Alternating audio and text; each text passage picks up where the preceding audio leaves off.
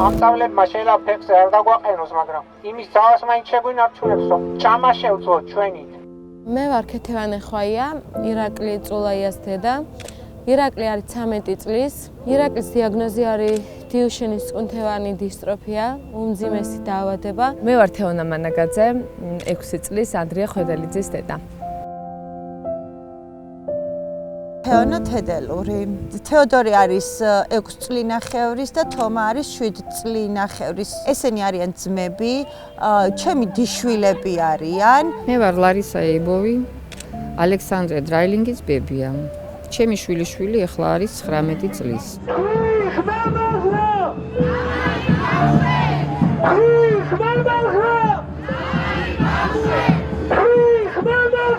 ნუ თუ ჩვენ არა ვართ ის ადამიანები და ჩვენ არ ვართ საზოგადოება, ჩვენ არ გვაქვს იმედები, არ გვაქვს სურვილები, რომლებიც ჩვენ შეუსრულებელი დაგვრჩება იმის გამო, რომ ჩვენ ვითხოვთ სიკვდილის გადავადებას. შევატყვეთ, როცა გაუჭირდა კიბეებზე დამოუკიდებლად ამოსვლა, ანუ იხმარდა ხელებს მოაჯირზე, ჩემ შვილს არ მოეწონა ეს რაღაცა, ანუ ცოტა უჭირსო კიბეებზე სიარული. ერთ დღეს რაღაცა დამირეკა დედა, ისეთი ტკივილები ქონდაო ყუნთებშიო, ღამეო, რომ ექიმთან მიყვავსო. ნუ მეც გავყევი. თავიდან არც ვიცოდით, ვისთან უნდა მივსულიყავით ამ ტკივილების გამო. აი ესე 2-3 ექიმი მოვიარეთ, ყველა იძახოდა, ჩვენ არ ვიცით, ჩვენი კომპეტენცია არ არის. მერე ვიღაცამ ანუ მიგვასწავლა თუ რეკომენდაცია მისცა, ბავშვს რო შეხედა, თქვა რომ გახადეთ, აი დააყენა ბალიჟზე რაღაცა და რო შეხედა ვიზუალით მიხვდა რომ ეს დაავადება არის თავიდან. მერე არ შეგვაშინა თავიდან, ანუ ძალიან ისე ფრთხილად მიგვაწოდა ინფორმაცია რომ არ შევშინდეთ. თქვა კიდე ბოლომდე არ გეტყვით, იმიტომ რომ თავარია რომ ანალიზის პასუხი მომიტანოთ, აი სისხლის ანალიზის სპეციალური კეთდება რაღაცა, კრეატინკენოფასფაზა და 1000-ებით აღემატებოდა ნორმას. ხო და თქვა რომ ეს ამ დაავადებას ახასიათებს, მაგრამ კიდე თქვა რომ მაინც ჯობია რომ გენეტიკური ტესტი გააკეთოთ და მე გერმანიაში რომ გაიგზავნა რომ ჩამოვიდა უკვე რომ ეს დაავადება არის, თან მაშინ არანაირი ინფორმაცია არ არსებობდა საერთოდ და როცა უკვე დავიწყეთ ინტერნეტში მოძებნა, რა არის, როგორ ვითარდება, ნუ ეს იყო ერთი სიკვდილი იმ დღეს ყველა ოჯახის წევრისთვის. თან რომ იცი რომ წამალი არ არსებობს მაგისი. ეხლა წლები რომ გადიოდა, ეხლა მშობელი სულ იმედით არის, ხო? სულ მონიტორინგი ქონდა ჩემ გოგოს აი ამ სოციალური ქსელების, რა არის ახალი, რამე თუ გამოვიდა და რა ვიცი, როცა გამოვიდა რაღაცა იმედი გამოჩნდა მაინც რა. ჩემ მშობლებს უწევ ძალიან ბევრჯერ ადგომა ჩემი გულისთვის. რომ დამეხმარ რომ გადატრიალებაში. ამწავლებმა იქნება მაგის ძალა მაინც მოგცეს. ეს მდგომარეობა შეგვინარჩუნოს.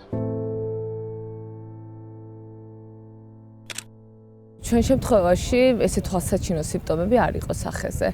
ამიტომ აბსოლუტურად სხვა მიზეზით მოხვდით ექიმთან და გამოვედით აი ამ მძიმე დიაგნოზით. მტკნარი ტერფი ქონდა ანდრიას და ჩავთვალეთ რომ სუპინატორი უნდა გაგვეკეთებია და მივედით ორთოპედთან. ორთოპედმა რაღაცა ნუ იეჭვა, იმიტომ რომ მწვივის კუნთი ოდნავ ეხა რო ფიქრდები, ოდნავ იყო ისეთი არასტანდარტული. მაგრამ იმ დროს რაღაცა ისე თვალსაჩინოდ მოტორულადაც ისეთი დეფიციტები არ ქონდა, რომ რაღაცა მეფიქრა, რომ თან იმის გათვალისწინებით, რომ მეც სპეციალისტი ვარ და ბავშვებთან ძალიან ისე მუშაობ, ყოველდღიურად თითქოს ყველაფერს ყურადღებას ვაქცევდი ხოლმე. და მე გადავგამისამართეს ნევროლოგთან.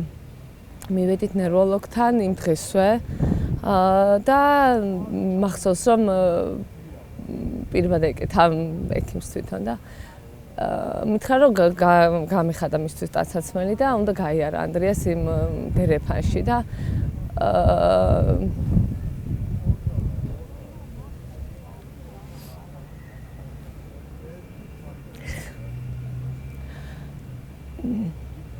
მაქსიმალურად ცდილობდა რომ არ ეთქვა ეს ყველაფერი და იმიტომ რომ ფიქრობდა რომ გენეტიკური პასუხის გარეშე არ იქნებოდა სწორი რომ რაღაცა ვარაუდები გამოეთქვა, მაგრამ მისმა თვალებმა ყველაფერი თქვა.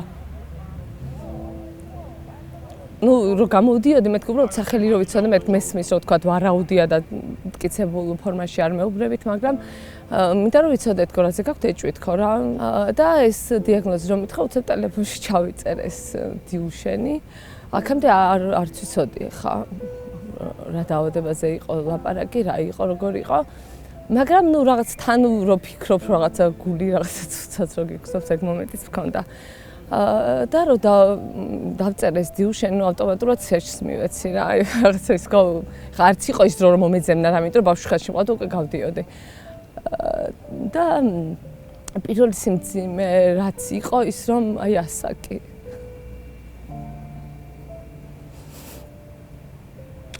ამ დროს ყველაზე რთული ის იყო რომ აი რომ ნახულობ რომ აი სიცოცხლის ხანგრძლივობა 18-20 წელი და ნუ მერე პროცესები რაღაცა ოჯახის წევრებთან გაზიარება ამ ყველაფრის და რა ვიცი აი რა შევდო არც ვიცი აი ეს პროცესები იმიტომ რომ ამ დროს თითქოს გინდა რომ არ იყო საერთოდ არ იყო აქ ზოგადად ბიჭი ბავშვები ცოტა კი არა ძალიან ცელქები არიან და ეს ბავშვები რო ვაკვირდებოდი ვერ დარბოდნენ ისე როგორც ჩვეულებრივი ბავშვები დარბიან აი ამ სიმაღლე მაგიდა მაგ სახში და ვეხვეწებოდი ადი და ჩამოხტი ზემოდან და არა იძახიან და სულ ყოველთვის ჩამოღოღდებოდნენ ხოლმე მაგიდაზე და მე დაიწყეს ფეხის კუნთების ტკივილი და ვფიქრობდი რომ მქონდათ ხერხემლის გამრუდება მეთქი ან სკოლიოზია ან ბრტყელი ტერფია და მაგითი ხომ არ არის გამოწვეული ეს ყველაფერი და წავიყვანე ორთოპედთან. ორთოპედმა რომ გასინჯა, მითხრა რომ არა, ეს არის ცოტა სხვა პრობლემა და იქნებ წავიყვანოთ ნეიროქირურგთან. და როდესაც მივიყვანე ნეიროქირურგთან ბავშვები, შეხედა, ამ ბავშვებს ცოტა კუნთები აქვთ ძალიან გამოხატული შედარებით სხვა ბავშვებისგან და ნეიროქირურგმა გამიშვა გენეტიკოსთან და დაგვიდასტურდა ჯუშენი. ეცებ აი სულ გუგლავა ის დღეები, როგორ მახსოვს, ისე ღამდებოდა და ისე თენდებოდა, ვერც ვიგებდი ხოლმე, აი სულ თითქოს ეძებ, რომ ეს სადღაც რაღაცა ეწეროს, რომ აი რაღაცა იქნება, ან რაღაცა, აი ყველაფერი იყო, აი კარგს ვერაფერს ვერ კითხულობდი ფაქტობრივად რა. თან პლუს რომ ხედავ ბავშვს რომ აი ძალიან აქტიურია, აი ვერ იჯერებ, რომ აი ეს არის თან ის მომენტიც არის რომ აი ხო იცნობენ მშობლებსაც, ხო იქ რაღაც საზღვარგარეთ რამდენიმე მშობელსაც ვეკონტაქტე, პლუს ჯგუფებში გავწევრიანდი რაღაც ინფორმაციები რომ მომეძიებია და აი რაღაც სცენარივით არის ყველაფერი რომ ეს ამ წლამდე, აქედან აქამდე რაღაცა ესე ხდება და მიყვები აი ამ რაღაცა ჯოჯოხეთურ სცენარში იღებ მონაწილეობას. თომა არის ამერიკაში დაბადებული და იქაური მოქალაქე. და ანუ ჯერ საერთოდ არ ვიცოდით რა დაავადება იყო, რასთან გქონდა საქმე, რა შეიძლებოდა გაგვეკეთებინა და რომ დავიწყეთ ძებნა ნახეთ ამერიკაში არის ეს წამლები, რომ კვლევაში ბავშვები არიან, იღებენ ამ წამალს, აქვთ კარგი შედეგი და ჩემთან წაიყვანა ბავშვი ამერიკაში. გავუკეთდა გენური თერაპია, იღებს ვამოროლოსაც და ჯივინოსტატსაც და ბავშვი არის აი ჩვეულებრივი ბავშვისავით არის ამ ეტაპზე. კი არ შეჩერდა პროცესი, გააუნჯობესა ამ ბავშვის მდგომარეობა. და რადგან თეოდორი არ არის ამერიკის მოქალაქე, დარჩა ჩემთან და ვზრდი მე. ქართველი 8 წლის ბავშვის კიბეებზე ასვლა-ჩამოსვლა და თომას ასვლა-ჩამოსვლა რომ დავდეთ შედარება ყველასთვის თვალსაჩინოა, რა წამლებს ვითხოვთ, რატო ვითხოვთ და რა არის შედეგი ამ წამლის. მე ვარ ირაკლი წოლაია 13 წლის. მე მაქვს ჯუშენი დაჭირდება წამ. 5 წლის იყო როცა გავიგეთ დიაგნოზი და დავიწყეთ ბრძოლა. ძალიან რთულია როცა ესე დიაგნოზი იღებ და ხედავ რომ შენ შვილს ვერანაირად ვერ ეხმარები. 3 წლიდან ვატყობდი კიბეების ასვლა უჭირდა. მანამდეც უფრო პატარა ასაკში ხოხვა არ შეეძლო, დახმარების გარეშე იეტაკიდან ვერ დგებოდა. ამ დაბრკოლებებს რო ვაკვირდებოდი, რა თქმა უნდა, მიმართე ექიმს, მაგრამ იმ ეტაპში ექიმები არ იყვნენ ესე განვითარებული, ცნობადობა არ იყო ამ დაავადებაზე და არც იცოდნენ ამ დაავადების შესახებ და 5 წლის ასაკში უკვე მეორე ბიჭიც ყავდა, ანუ 5 წლის იყო ირაკლი და მეორე ბავშვიც ყავდა 5 თვის. როცა ეს დიაგნოზი გავიგე და ორმაგი შიში მქონდა. ეს იყო აპრილის თვე, ვიყავით ჟვანიას კლინიკაში.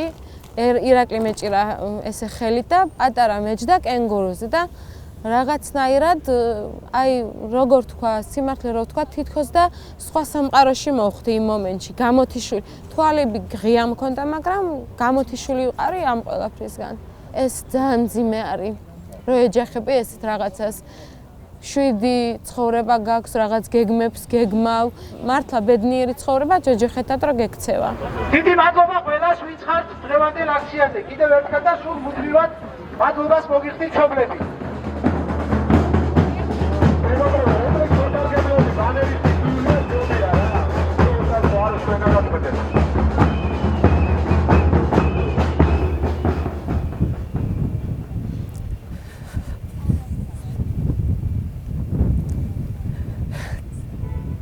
ძნელია თან. ხო, რაღაცა იყოფა ორად. ბევრი მშობელი ამბობს ხოლმე ამ ყველაფერს და მართლა ისეა, რომ რაღაცა ორ ნაწილად იყოფა. ხშირად ვიყენებ ხოლმე ესეთ სიტყვებს, რომ აი ცხოვრება დიუშენამდე აღარც მახსოვს თითქოს. იცვლება ხო რაღაცა ბევრი გადაფასებებიც ხდება ამ ყველაფერთან ერთად. და რაღაცა სხვანაირი ბრძოლის რეჟიმში ერთვება შენი, რა ვიცი, სხეული თითქოს და თან ვხედავ რომ ამ ყველაფერს შენ ხარ პასუხისმგებელი, როგორ შენ უნდა გააკეთო ეს ყველაფერი. იბრძოლო რაღაცები, გამოიყენო, რაც დღევანდელ რეალობაში არსებობს. თავიდან მაინც და მაინც სანამ სიარული შეეძლო ხო ბავშვს. ეხლა დიდი რაღაცა განსხვავება არ იყო, მაგრამ უკვე ეტლის დრო რომ მოვიდა, ეს იყო შოკი ნამდვილი. მანამდე ყველანაირად ვცდილობდით აი ფიზიოთერაპია, რაღაცა ვარჯიშები სახში, მასაჟები, რაღაცა, მაგრამ ნუ ეს იმდენად ისეთი პატარა შველა არის მაგ დაავადებისთვის, რომ ყველანაირად გავწელეთ ეს დრო შეძლების დაგვარად. ხო და ეტლის დრო რომ მოვიდა, ეს უკვე იყო ძალიან ისეთი დარტყმა.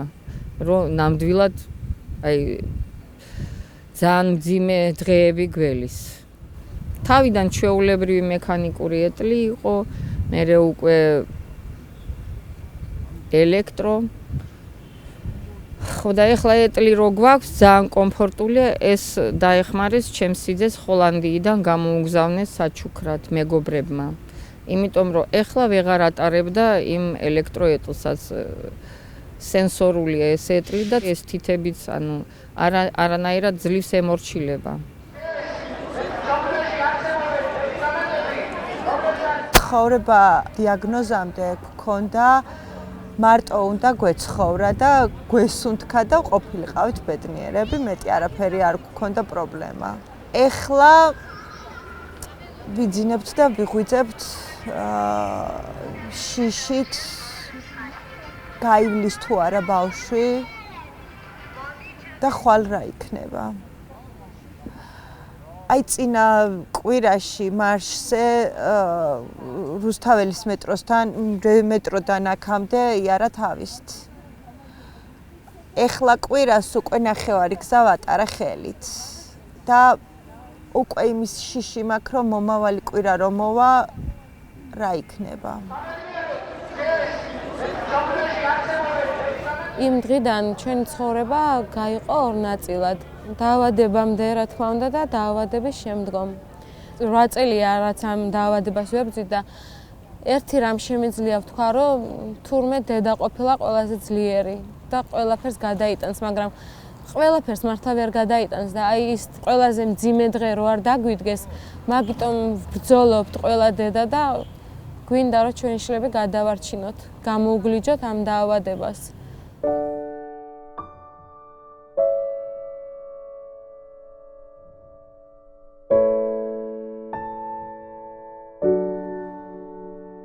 ეხლა უკვე აქვს საკმაოდ მძიმე მდგომარეობა, იმიტომ რომ ხელებს უკვე ვეღარ ხმარობს, ჭამით არ შეუძლია თვითონ რო ჭამოს.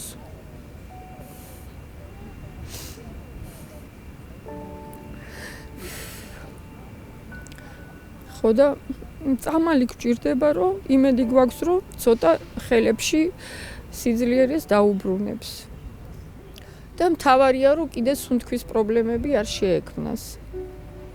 იმიტომ რომ ასეთ ასაკში უკვე აი ეს არის საშიში სუნთქვის და გულის პრობლემა. მაგრამ გული მადლობა უფალს ანუ ოპერაცია რო დაჭირდა, კვლევები გავიარეთ და კარგად აქვს გული. მადლობა უფალს, რომ ეს პრობლემა არ აქვს. მე საერთოდ არ ვიცოდი რა იყო და რა არ იყო.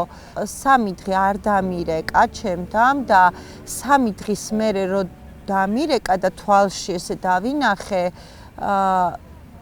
დაბერებული იყო და დასიებული ტირილით. და კარგი მეთქი რა გატირებს, უმკურნალებთ და გაულის და შენო არც წაგიკითხავსო და არა მეთქი და მიდიო აბაო გამიჩეხა ტელეფონი და წაიკითხე რა არის ეს ყველაფერი და რასთან გვაქვს საქმე. რო დავიწყე კითხვა და ჩავედი ბოლოში, მე ცოტა უცნაური სამაქ მე ტირილი არ შემიძლია ზოგადად ცხოვრებაში. მე თუ პრობლემა მაქვს, უნდა ვიძინო. და 3 დღე გაუღვიძებლად მეძინა.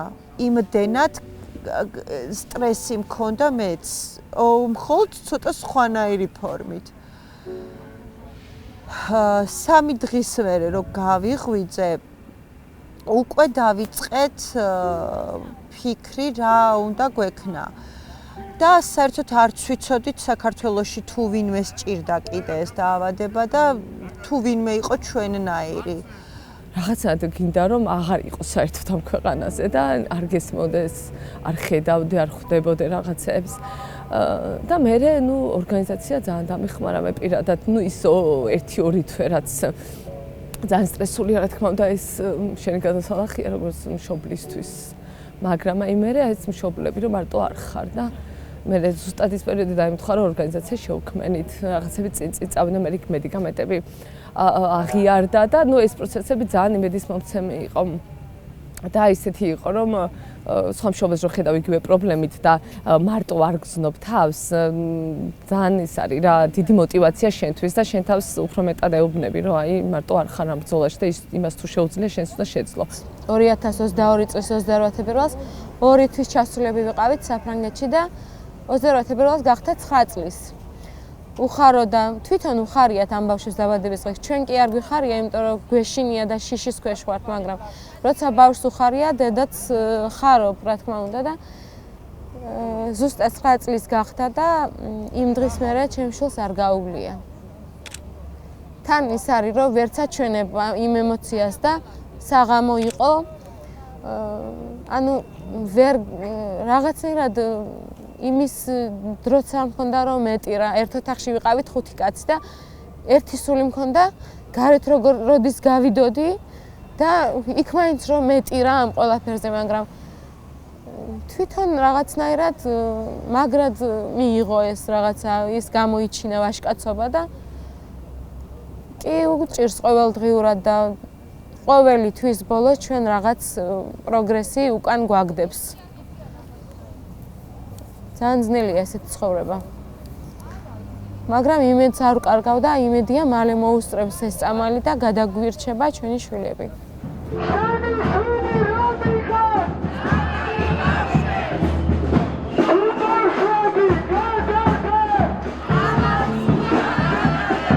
თვითონ ძალიან მშვიდი ადამიანია.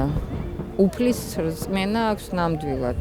ზოგი ადამიანი როცა ესეთი დაავადება მძიმე ხდება, ცოტა სხვა ეგოისტივით ხდება, მეტ ყურადღებას ითხოვს, რატო მე აი ეს დამემართა და რატო მე აღარ შემიძლია.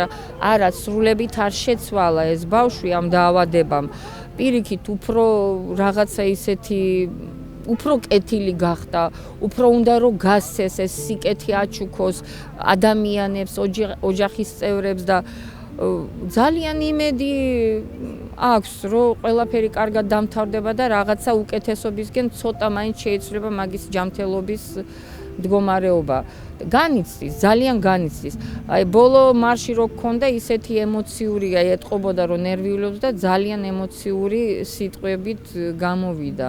ბავშვებზე გადარჩენაზე უკეთესი რა უნდა გააკეთო ამ ცხოვრებაში?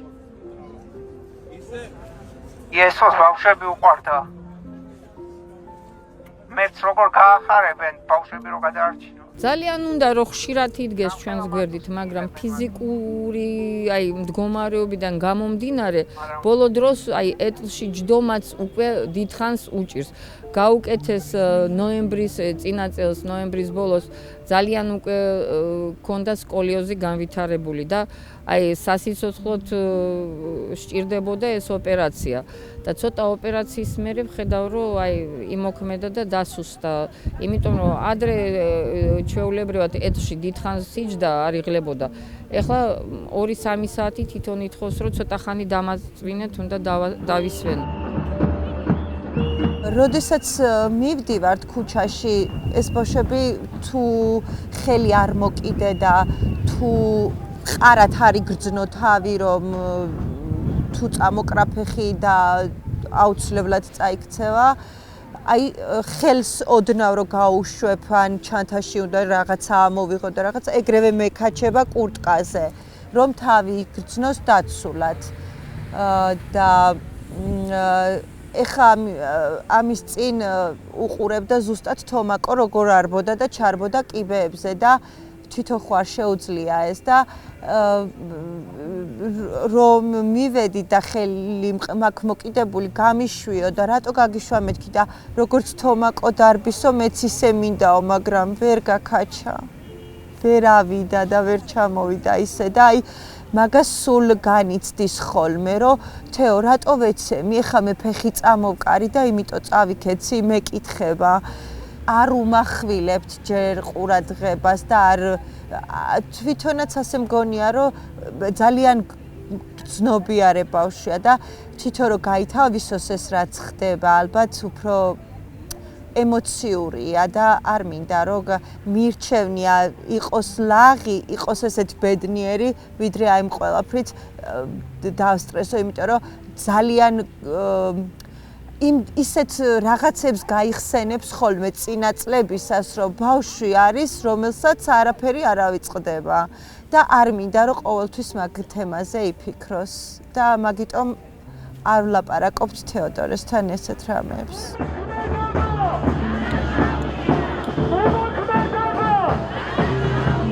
ზოგადად ცოტა ამაყი და ეგეთი ბავშვია ხასიათის და თავიდან არ იღებდა, არაფერი არ მჭირსო.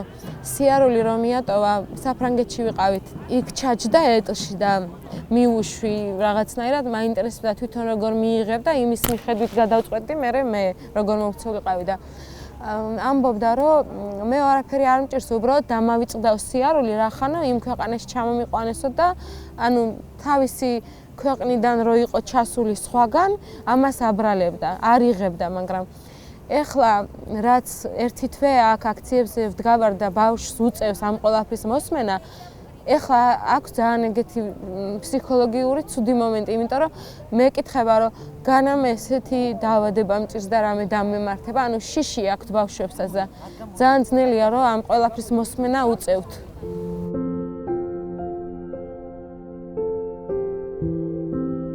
ანდრიას აკეთა გამომდინარე ჯერჯერობით ნორმალურად გამოიყურება. ჩვენ დიაგნოზის გაგებიდან მაშინ რომ დავიწყეთ ცურვა, ფიზიკური რეაბილიტაცია, რაც კი ეს ზღვაში წვეთია რა თქმა უნდა, მაგრამ რო იცი რომ სადღაც რაღაცა ამ პროცესებს ცოტა ან გაუმჯობესებს ან რაღაცა შეცვლის ამ ყველაფერს იყენებ. ამიტომ საკმაოდ ყოჩაღია, ნუ კიბეზე ასვლა უჭირს, მაგრამ სხვა მხრივ ძალიან აქტიურია, დარბის, დახტის, თამაში უყვარს ძალიან, ბაღშიც დადის და ამ ეტაპზე ნორმალურად არის, მაგრამ ვიცით ამ დაავადების მიმდინარეობას სამწუხაროდ მოდუნების საშუალებას არ გვაძლევს ეს ფიქრები. აქციებზე ძალიან მხარია სიარული, თავის მეგობრებთან ერთად ახალი მეგობრებით შეიძინა. ერთსული აქ ხოლმე კვირადღე როდის მოვალ ამ აქციაზე, რაც გონია რომ კონცერტია და მანდიხებს მონაწილეობას. რაღაც დოზით ვაძლევ ინფორმაციებს, რომ ხა ესე დაფრად რა თქმა უნდა არ არის რეალობაც არის, მაგრამ მინდა რომ კონდეს ინფორმაცია, რომ არის განსხვავებული ბავშვების მდგომარეობა, არის სხვა დიაგნოზი, ვიღაცას რაღაცა პრობლემა აქვს, ვიღაცას რაღაც სირთულეებთან უწევს გამკლავება. და ამ ყველაფერს აქედანვე ვაჩვევ, რომ რაღაც არ იყოს ძალიან ძლიერი დარტყმა მისთვის. ჯერჯერობით ესე მივყვებით ცხოვრების დინებას. ასევე პატრიარქმა ჩვენმა უწმიდესმა ისიც გითხრა, რომ დაიგეგმება ერთი დღე და დალოცავს ჩვენს შვილს. პატრიარქმა მოგვის აი ეს კაცი მომწონს მომყალიბდა ისა. ეს სიკეთის გამოსახულება გეფცები. ზაღლებს იმაშვება რა, აპურებს და რაღაცა.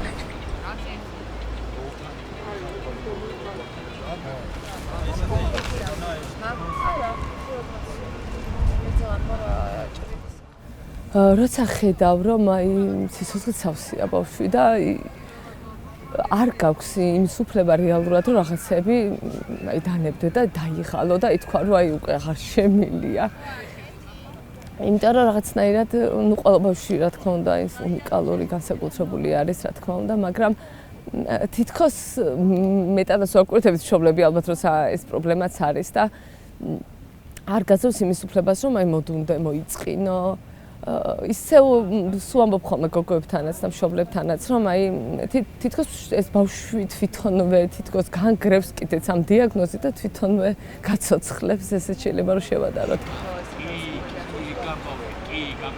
მე ჩემი შვილი მივიღე ისეთი როგორიც არის და შემიძლია ესეთი რაღაც თქვა რომ იყო ესეთი მომენტი შემეკითხა რო გწოდნოდა ესეთი დავიბადებოდიო და ანუ გამაჩენდიო და რა თქმა უნდა მეთქი და მართლა გულწრფელად ვამბობ რომ კი ძალიან ძნელია ესეთი ცხოვრება.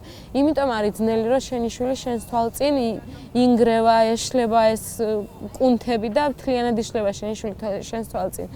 და დედა ნატრობ რომ რამე სხვა დაავადება სჭირდეს, ან ოპერაციით ეშველოს, ან კიდე რაღაცით, ეს არის ყველაზე მძიმე. მაგრამ ჩვენი შვილები, მე ჩემი შვილი მაძლიერებს, მაძლევს ძალას, რომ ყოველ დღე იმ ბრძოლაში ვიყო, რაშიც ვართ ერთად. ვამაყობ რომ ასეთი მებრძოლია, ვამაყობ რომ ასეთი სუფთა სული აქვს. აი, კეთილია უზომოდ.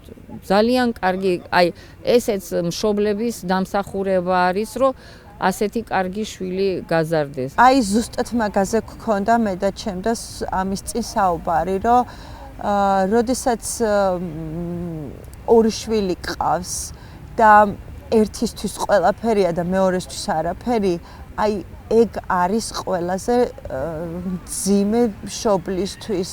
იმაზე უფრო განადგურებულები ვართ ჩვენ, ვიდრე ეს მშობლები. ამათთვის არ არის და ჩვენთვის თან არის და აი სულ ვიძახი ხოლმე რომ აი თომა მართლა ღმერთის საჩუქარია მეთქი და თეოდორე რომ დაიბადა და რომ გაიზარდნენ ეს ბავშვები მე ვეუბნებოდი თომაკოს ჩემ და 15 წელი არ უჩნდებოდა ბავშვი და მე გაჩნდნენ ეს ბავშვები და თომა სულ ვეუბნებოდი ხოლმე რომ შენ ღმერთის საჩუქარი ხარ მეთქი და თეოდორე მეუბნება მე რა ვარ და შენ კინდერ სიურპრიზი ხარ მეთქი ეს მოყოლებული და აი ზუსტად ღმერთის საჩუქარი როგორც იყო ასე მგონია რომ ღმერთმა დააჯილდოვა ეს ბავშვი იმით რომ ყველაფერი მისცა მაგრამ აი რატო დამეჩაგრა ეს ბავშვი ასე ვერ ხვდები აი თეოდორეზე აი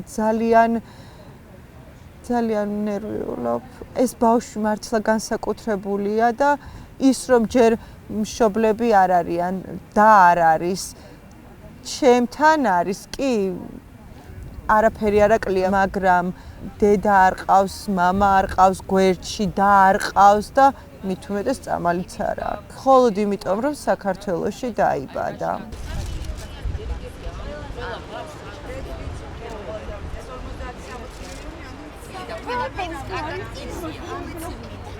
აუცილებლად ამ ბავშვებმა ყველა ბავშვმა უნდა მიიღოს წამალი და გაიზრდებიან ეს ბავშვები შეიძლება ვერ იარონ უმრავლესობა, მაგრამ ამ ბავშვებს აქვთ ისეთი კარგი გონება, რომ ყველა იტყვის თავის სათქმელს ამ ცხოვრებაში, ყველა თავის ადამიანობას დატოვებს. მე მჯერა ამის, იმიტომ რომ ამ ბავშვების გონება არის განვითარებული. პირველ რიგში იმედი მაქვს, რომ შემოიტანენ ამ წამლებს. ამ წამლების იმედიც მაქვს, რომ ძალიან პოზიტიურად იმოქმედებს და კიდე მაქვს ძალიან დიდი იმედი, რომ რაღაც ეს წამლები შეიქმნა, ალბათ უფლისნება იყო მაგისთვისაც. და დიდი იმედი მაქვს, რომ კიდე წინ წავა მედიცინა და კიდე უკეთეს რაღაცას შექმნიან და მოერევიან და კიდე უკეთესობისგან ყველაფერი იქნება. აი მაგის იმედით ვარ. ცუდზე არასოდეს არ უნდა იფიქრო. პოზიტიურ მომავალს ისიც გაძლევს აი ამ რაღაცა განწყობას, რომ მეცნიერები ძალიან იბრძვიან აი ამ ყველაფრისთვის, რომ დადგეს ის დღე, რომ ეს პრობლემა აღარ იყოს ესეთი მწვავე და ესეთი დრამატული და ესეთი რაღაც ფატალური, ხო? ეს გაძლევს იმედს, რომ რაღაცები იცვლება და წინ მიდის, ეხა ეს მედიკამენტები, რაზეც გვაქვს საუბარი, სულ არ ვიცოდი თუ იარსებებდა და ისე მიდიოდა ეს პროცესები, ხალხი ვერც ხვდებოდა რა უნდა გაეკეთებია და დღესდღეობით არის აი ამ ყველაფრის სწორად მართვის სტრატეგია და ეს რა თქმა უნდა იმედია ძალიან დიდი მშობლებისთვის, რომ რაღაცა მედიკამენტები კიდე და კიდე წამოვა. და ნუ ეხა იმედი თუ არ გაქვს ამ შემთხვევაში და თან იმედის რეალური წინაპირობა არსებობს, ხო ეს ხო არ არის ის რაღაც ჩვენი არასწორი და ემოციებს აყოლილი მოლოდინი, ან მსოფლიოში არსებობს ეს რეალობა და ეს საიმედოა, იმიტომ რომ სულ ვადარებ, რომ აი კიდევ კარგი რომ აი 10 და 15 წლის წინ არ მოხდა ეს, სადაც საერთოდ სიბნელე იყო და არც ვიცოდით შეიძლება დიაგნოზიც ვერ გაგვეგო, ისე დამძიმებული იყო ეს პროცესი და ეს კიდევ უფრო მეტად რთულია, რა თქმა უნდა და ეხა ესეთი რეალობა რო გაჩნდა, როგორ შეიძლება რომ ამისთვის არ იბრძოლოს მშობელმა და როგორ შეიძლება რომ აი დანებდე და თქვა რომ აი კაი არ არის საშველი და მოდი დავნებდე და გავჩერდე.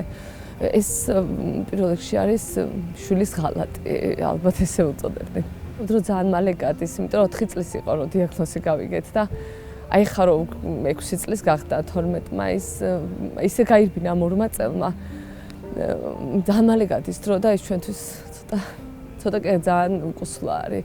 თან იმასაც ხვდები მშობელი, რომ აი დღეს შეიძლება რაღაცა 2% დაკარგა გუნდის.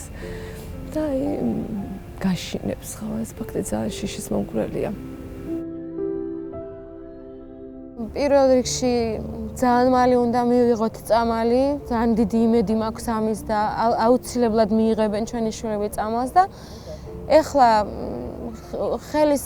ხელზე ანუ ქვედა კიდურების მერე ხო ზემოთ ადის და აქვს ხელის ფუნქციებზეც შეზღუდვა და მე ჩემი შვილი ვეღარ მეხუტება სამწუხაროდ, მაგრამ იმედი მაქვს რომ მალე ჩამეხუტება და ძალა მოემატება და სხვა კუნთებში არ გადავა ეს დაავადება და შეჩერდება. ეს არის ყველაზე ბედნიერი პოზიტიური მომენტი. თავისი ძმა ელოდება, როდის ითამაშებს მაგასთან ფეხბურთს და რა ვიცი, თუ უფლის ვიწამეთ და ეს ყველაფერი ერთმანეთს დაეხმარა, სასწაულებიც ხდება და იქნებ მართლაც დადგეს ფეხზე. იქნებ იყოს ესეთი გამონაკლისები და სასწაულები მოახდინოს ღმერთმა.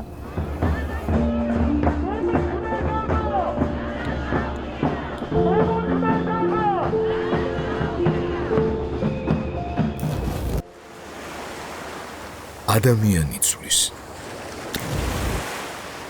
დროების ადამიანი